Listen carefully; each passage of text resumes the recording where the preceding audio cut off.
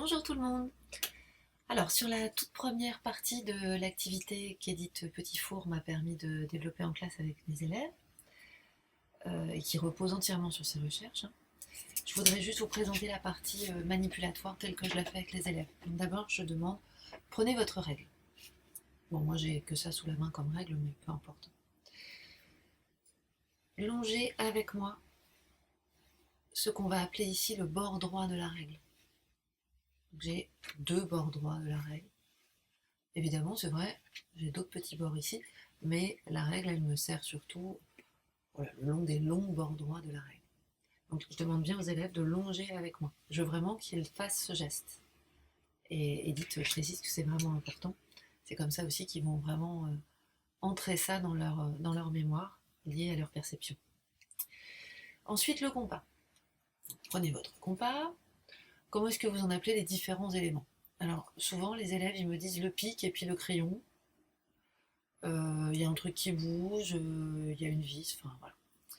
Moi je leur dis voilà, ce dont nous on va avoir besoin en mathématiques pour pouvoir communiquer, vous et moi, et puis vous ensemble, en nous comprenant tous au mieux, ça va être de la pointe, donc ce que vous avez appelé le pic, là où je vais donc pointer mon compas pour le fixer, donc la pointe, montrez-moi la pointe, évidemment on précise aux élèves qu'il ne faut pas qu'ils se fassent mal, et puis ici la mine, donc quel que soit le système, hein, voilà, la mine, ce qui va écrire. La pointe, la mine. Ça, ce sont les branches du compas. J'en ai besoin parce que il y a des moments où je vais leur dire écarter les branches du compas pour. Donc j'ai besoin des branches.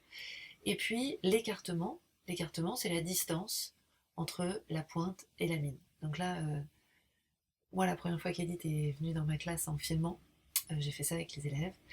Et au moment de leur préciser l'écartement, parce que j'avais le grand compas de tableau et que je voulais leur montrer, même s'ils étaient loin dans la classe, j'aurais dit l'écartement. Vous voyez, tout le monde voit bien l'écartement. Bon, là, évidemment, c'est faux, parce que l'écartement, c'est la distance. Donc ici, c'est le doigt, il doit parcourir la ligne droite entre la pointe et la mine. Mais du coup, même si vous ne feriez pas forcément la bêtise que moi j'avais faite, soyez vigilants avec le fait que les élèves ne le fassent pas non plus. Parce que du coup, c'est l'occasion de leur rappeler ce que c'est qu'une distance en fait.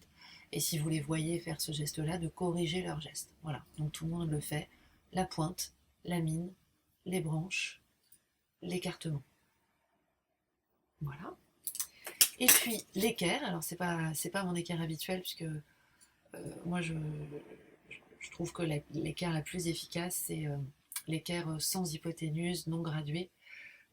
Mais elles sont dans ma classe, et là on est en vacances, donc j'ai pas mon équerre. Donc sur l'équerre, on commence par demander aux élèves de nous montrer l'angle droit. La plupart du temps, les élèves mettent leurs doigts sur ce qui en fait est le sommet de l'angle droit.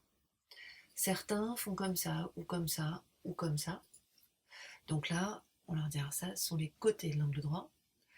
Il y en a aussi qui font comme ça, en fait, qui reproduisent avec leurs doigts le codage de l'angle droit.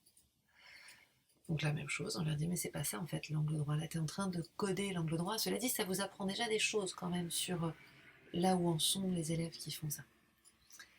Nous, pour désigner l'angle droit, on va ni désigner le sommet de l'angle droit, mettez tous votre doigt sur le sommet de l'angle droit, ça c'est le sommet.